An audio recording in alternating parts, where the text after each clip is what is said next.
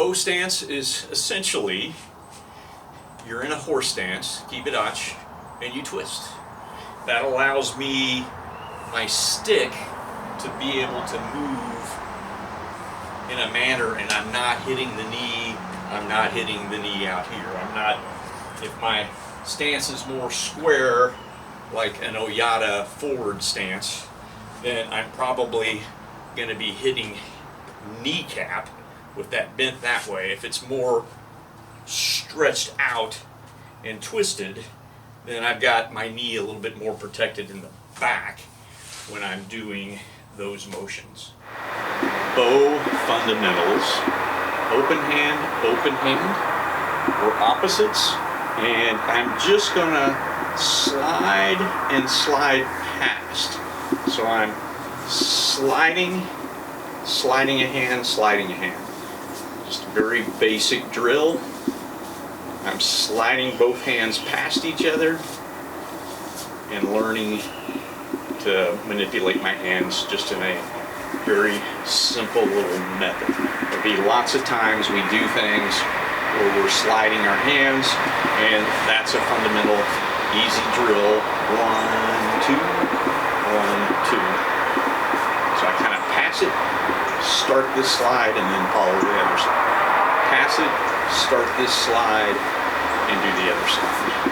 Very simple motion. Very simple beginner's drill to not get too much disconnection from the bow. I want to slide it as I do that motion. One very important thing about bow is the 4 sections of the bow. So this is your extreme martial art bow, and they're break apart, and I put 2 of them together to kind of make this into 4 sections. So whenever in Oyata's art I am taking my bow forward, if I stay in the middle of the bow, I've only got 2.5 feet out in front of me. And Taika would say, why are you using bow when you can just use tan bow if you're in that position? What Taika wanted is at least half of that stick out. Whatever position I was in, the forward part of the stick should be at least 50% of that. So it's at least 3 feet going forward, or 3 shaku going forward. As we do these drills, like a lateral strike, I should be going all the way to the blue, sliding past the red, striking. So I have over 50% of that staff out. I then, as I slide from the red end to the black end to the green end, or line, and I'm here. So as I do these motions, I'm constantly, depending on angle of attack, I am putting that long end out. Again, like some of our poke motions, I'm here, I may cover, slide to that other end, strike. I may be doing uppercuts, I may be coming out in kind of that pinon motion, where I'm up here, where I've wrapped something and I've brought it up, or I've done a joint manipulation and I'm throwing their bow over and across their body. But I want to have that long end out as I do those motions. Basic horizontal strike. My thumbs are the same direction, and I am sliding and striking. Sliding, strike. Slide, strike. Each time I do that, I'm sliding first with the front hand and then the back hand. Sliding, front hand, back hand. Front hand, back hand, front hand, and it can even be kind of a pull motion instead of a overreach motion. But both hands are sliding, and I can let gravity do a little bit of that work as I go. This is kind of like a back fist motion with this hand coming up. That gets me a little bit of this rotation, which is important when you start doing some of the joint manipulation with this. So I'm doing a little bit of a backhand there, and I'm doing a little bit of a down backhand here. Backhand up, backhand down. Backhand up, backhand down. Some styles will tell you that this retreating hand is pulling and it should always go underneath. Some will tell you it should always go over the arm. I'll tell you, our kata, there's a time and a place for both. It kind of depends on the type of striking or grappling you're doing, or whether you're doing striking or grappling. I can hit, grapple, and come up this way, or I can just hit and keep that solid and protected here. Just numerous reasons for doing that. Another important thing is landing the bow before your foot lands. So if I am doing a bow strike as opposed to a bow joint lock, I want to impact and then drop my 150 pounds into it. So Tiger would say hands before feet. Impact, land, puts 150 pounds into it.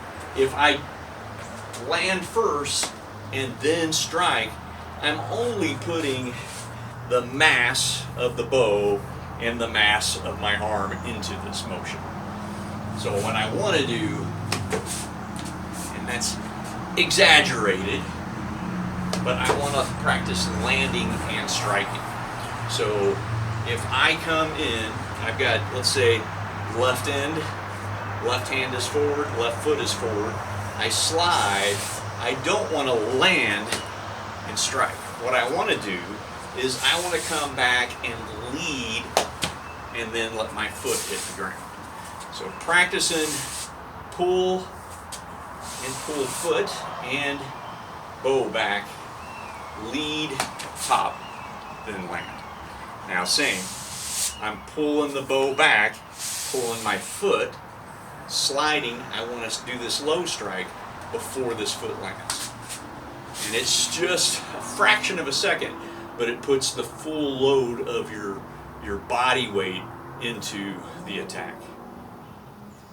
Now, if I am doing a motion in kata where I am curling, doing these kind of motions, striking and pulling, striking and pulling, then I need a foundation to support my pull. I need structure, and then curl and get my joint lock in however that joint lock appears, right? So motions like this in kata where I'm coming up and I'm doing that joint lock on whatever staff they have, I need foundational support, and then I need a pull. The timing of that may be both things happening. I may strike their stick, land, now I have support, now I do a curl motion and finish the effort portion of my fulcrum with that backhand. One of the important things with bow is this motion, and not a lot of people can physically see that when somebody's going through a bow kata, but the bow should be rotating here along its axis in certain things, clockwise and sometimes counterclockwise, depending on what we're doing. So a very fundamental thing that is going on is this motion, which can be applied to either hand. Using this left hand, this is the long end, so that's my back end, I am making this go counterclockwise. If I go this way, kind of like I'm doing forearm curls, then I'm making it go clockwise. As you start getting into exercises like trading eights, where you're doing joint manipulation with a bow or a joe, this curling helps pull the skin and affects the muscles to make somebody continue to hold on to the thing you're manipulating, which is a long stick of some sort. It can be a joe, a bow, a cane, whatever. I'm coming in a lot of these motions, and I'm exaggerating. I don't want to go all the way down to here to where I lose my fingertips, but I want to have that ability not just to do this motion and keep that hand tight. I want to be able to clockwise, counterclockwise, clockwise, counterclockwise. I want to be able to do those kind of motions just with a very subtle kind of slapping motion. I'm slapping the bow into the pads here. I'm slapping the bow into the pads there. On a motion that's commonly like neck height, you'll see, in addition to this backhand doing a curling motion, I'm also doing a rotation here. So as that hits, say that's a strike that we're targeting the neck, we've moved whatever weapon they have out of the way, and I'm targeting that neck, this is hitting the skin, and it's rolling and gathering that skin. All right, I strike and I'm rolling and gathering, and I'm doing that with both hands. This hand is curling and this hand's rolling. That gets from here, that's 180, and now we're roughly 360 by doing those two motions, curling and rolling. As I do that motion, as the skin starts to pull, it catches, and then I shove forward. Shove forward. Once you pull and gather the skin, wherever it is on their body, then you can start moving them towards the weakness in their stance. You can take them and push them back to a rear weakness, or you can take and pull that skin towards a front weakness, which helps destabilize their balance. Very simple step drill, and I'm going to do it with switch step. You can simply walk across your dojo floor, the park, wherever you're at, or you can also do pulling motions where you're retreating and doing what we call a switch step. So I'm going to be in a right leg forward bow stance and switch to a left as I do this motion. So I'm going to begin, and this can come all the way up to a cover position, but for basic, I'm just going to switch this hand on top, bring the foot back, and this hand begins to push, roll, strike, and land. Forehand switch, forefoot switch, backhand, forehand, forefoot, back. Very simple little motion. Switch as that foot comes back. As this foot starts to go forward, my hand is just going here to strike there. Again, you're learning to slide on the bow, keep constant contact. I am not letting go and doing those motions. I'm constantly sliding, slide, slide, strike, land. Slide, slide, strike, land. Version 1, no hand change. So we're cutting diagonal and coming up diagonal.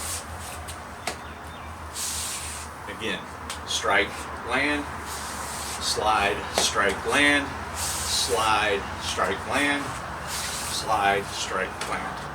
Switch hands, version number 2. Now it's, because I'm switching hands, it's diagonal, diagonal, diagonal versus up diagonal, down diagonal, up diagonal, down diagonal. It's down down diagonal, down diagonal. Switching your hands allows you to do down, down, down. In Oyata's Kihon bow kata, we have what we call an H pattern. And if I stay in the center, that kind of looks like this. I'm going to the right side of my body, down, up, left side of my body, up, down. Now, when I do that using these positions, I will be sliding and coming up. Now I've got the majority of the bow is forward. Slide down, slide up, slide across, slide up, slide back. Slide, slide, slide. Every time I do that motion, I am sliding to the different parts of the bow, getting that long end out. Drill, back of the hand, flip and push, sliding forward, sliding, strike. Doing my sliding strikes, and I can come right back up, back of the hand, push, long ends out, long ends out, long end out, long end out.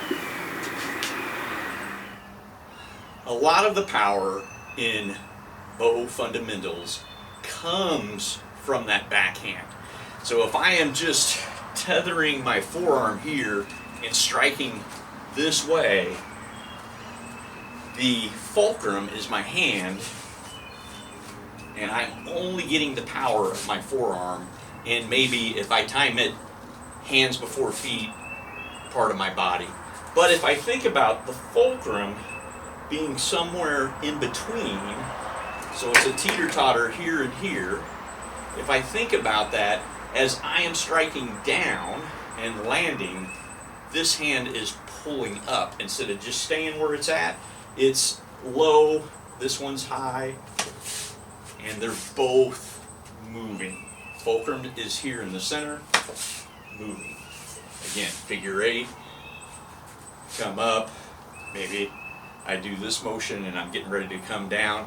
If I'm doing that motion and I've already changed my body stance before I throw a down strike, I've already changed that, what I need to do is lift my foot to get my weight off of that down strike with the bow. If I come in and I'm here and just do that motion with my feet staying where they're at, I'm only putting my arm strength in there. If I do this motion, I've already switched and I'm getting ready to drop this strike down. If I just let that weight off that front foot as it impacts, then I put 155 plus the snap of my class 1 lever, fulcrum, in the center. A cover strike drill is, this one's more kind of in a back stance. And I'm thinking about my front hand, my lead hand, being the fulcrum of a lever. So if I want the front end of this to go left, instead of pulling it, I'm gonna punch with this backhand. I'm gonna punch there, and you can see the distance I get with that punch. It essentially comes right to the outside of my body. Now, if I add to that a heel move, I'm gonna stay on the ball of my foot and only move the heel at the same time I punch. I get much more distance, much more kinetic energy is going forward. So here I am, I'm in this position, and then I pop it back by pulling. Again, the front hand's my fulcrum. This is a nice stable. My upper forearm is matching my femur, so I'm in a very strong, stable position here. I punch with the bottom hand and throw the heel in, and then I bring that heel back to where it was and pull. So I'm able to do a very good cover strike to move something out of my way or something coming towards me, And I'm also able to, once I cover that, pop back in. Now, that's just front heel. Front heel is the only thing moving other than my back hand. I can also go here and go into any of the poke motions. So you can take this drill, get used to doing this, get some power, and then on the return, instead of just making it into a strike, you can make it into a poke with either just the forearm poke or the pull cue poke or the forearm pull cue poke. From that position, here we are, basic. Now we're going to add pull cue poke, and the back foot comes up with it in return. So pull cue poke, return. Pull cue, foot comes from the back, hidden foot, hidden hand, and returns. This time it's going to be, I'm pulling into my ribs and coming up. Here, as this turns, my back foot, and it's like I'm punching out with that version. So I'm here in this position and I touch my ribs, both hands go forward like I'm punching. And the third version, I'm here, touch the ribs, both hands go forward, and I throw in an extra 18, 12 inches, depends on your arm length, etc. So I'm here in this position, I touch my ribs, I go forward with both hands and poke, and then pull back, and then I can cover again if needed. One of our kata that we do is Tsuji no Kun, which has 3 types of pokes in it. And the first one is only that backhand. So I'm kind of using this like a pull cue. I'm taking a step and poking. The next one is both hands. So I'm doing both hands and no slide occurs at all. I've got the long end out and I'm doing that motion. The third one starts with both arms, but at the very last second it slides and adds in and combines the two. So first one, pull cue, poke, back. Second one, my forearm comes to just above my belly button and both hands come up. And the last one, forearm comes to the belly button again, I land, both hands are coming out, but at the last minute I get that extra little range by coming forward. Again, poke 1, pull cue, poke 2, forearms, poke 3, forearms, pull cue. As you do those pokes, first one, very hard to see, but this should be going on. So I'm in this position, I pull cue back, as it's going forward, it's rotating. The pull cue version is pretty easy because I am doing that rotation with this backhand. The next one, even though both forearms are going, I need to take both hands and one's doing a back fist, one's doing a knock on the door, right? So I'm doing that motion. The third one, I'm doing that same motion, but at the last second, my thumb is on the inside. I'm gonna roll to where my thumb is almost, if I took my thumb off the bow, it would be on the outside, right? So that very last one, forearm, and you see that forearm is also a cover motion. My forearm comes to here, I cover. As I go forward with that back foot, I'm rolling. I'm letting that spin on its axis. So those are 3 poke motions from one kata.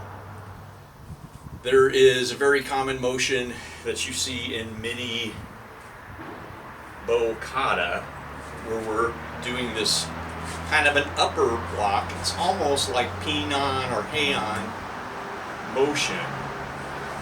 Oyata's version is palm towards me, palm away from me. So the lead hand is palm away from me, the close hand is palm towards me. I'm doing that motion and kind of does a bit of a figure eight as it comes up. So a drill you can do is come towards your lead foot, a little bit of a figure eight, and come up.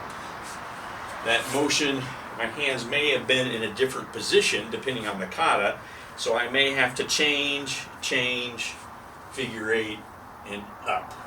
Now, you will see older versions where Taika had us do it this way, where both palms were facing the same direction. Taika said, essentially, you're putting a wrist lock on yourself. Older versions went this way and then changed before maybe they did a down strike. Our current version, before Taika passed away, was we did the change here. That way we were strong coming up and didn't create a weakness. Now if we need to change to get into a position or to pull a certain way, we can change it after.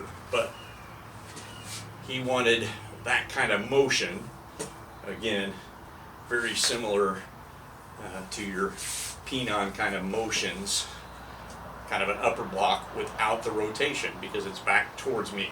I'm strong coming up, and hand changes there. I'm going to do a very basic dexterity drill that kind of helps you with hand changes.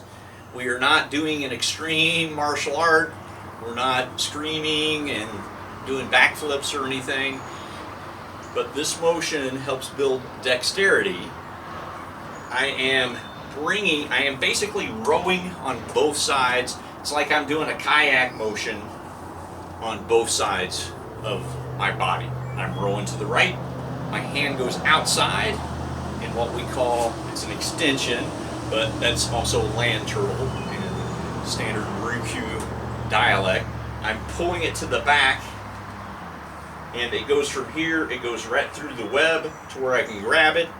This hand releases and opens, and I switch to the other side. Comes up through the web, so I can grab it, release, I'm in this extension position, and I go across my body, pull, here I am, long in forward is why I just pulled, going to the other side of my body. And then you can start adding in footwork with it.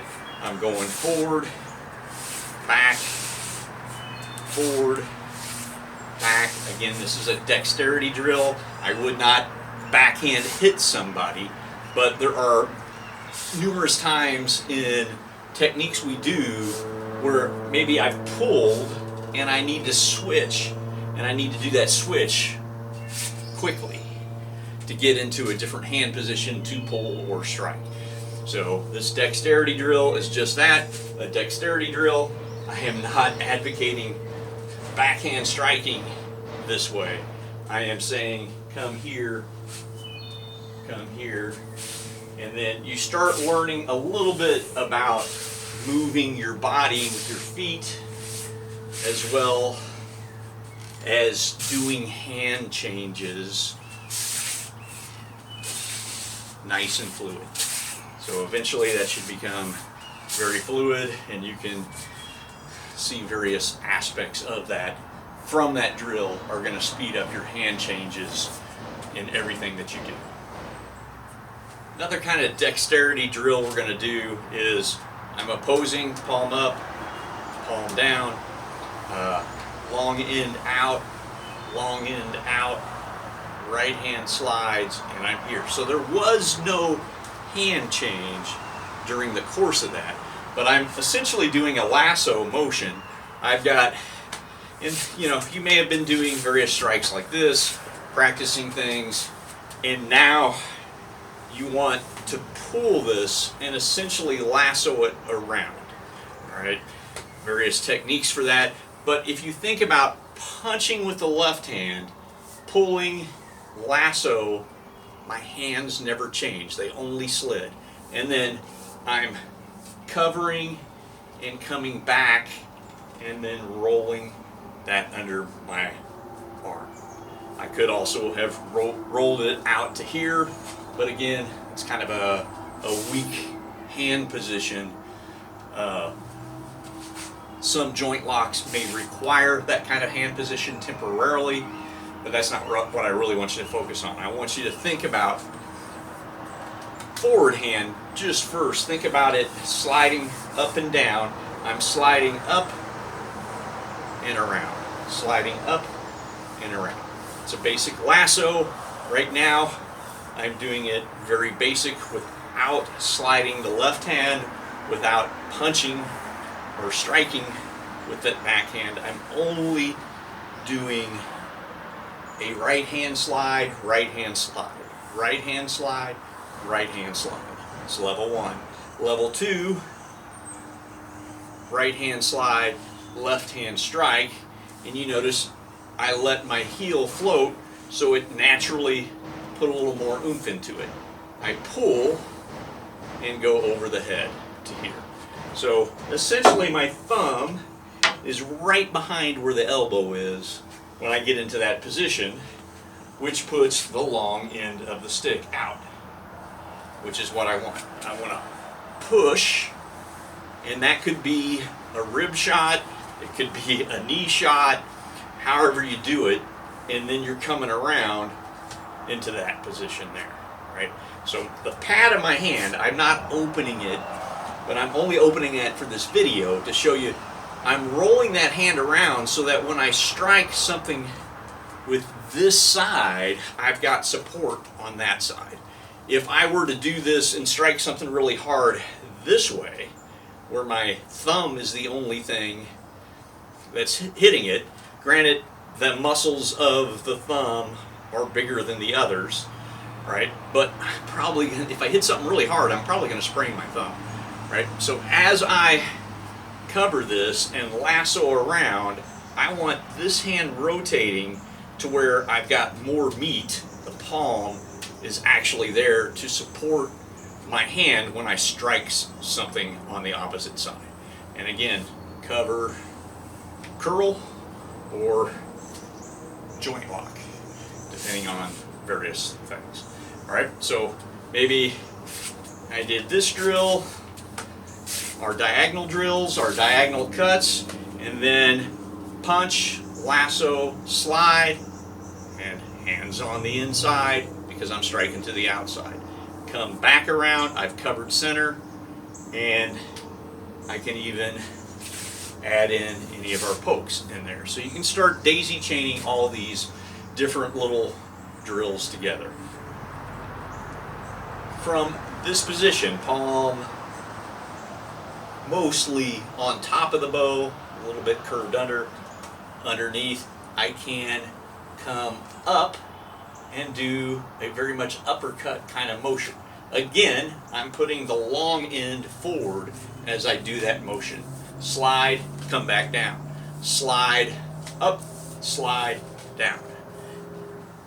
Back to here. Up there, or here. So here I am, lasso, cover, lasso, lasso, slide, uppercut, slide, down. Reverse the lasso and come around. We did a lasso and uppercut on, I'll say, the back side. So here's my back, here's my front. My body in this twisted horse is facing that way. That's the front, this is the back. So I did a lasso motion and return. Lasso motion, slide, uppercut, slide back down. I can also go slide, uppercut, and go right back into a 45 cut or even a sideways cut. I can also, as I do my lasso motion, uppercut on the back side, I can come around and uppercut on the front side. Now, as I uppercut this way, I am folding my stick into this crook. Right? I don't want to come here necessarily. There are some situations where we may do that, but I want to come here and let my thumb check my bicep, and then I'm gonna, again, I'm doing that rotational motion as I drop that down. So here, rotate. So that, again, we did the H pattern, same motion. I can do lasso, uppercut on the backside, return. Lasso, uppercut on the front side, and return.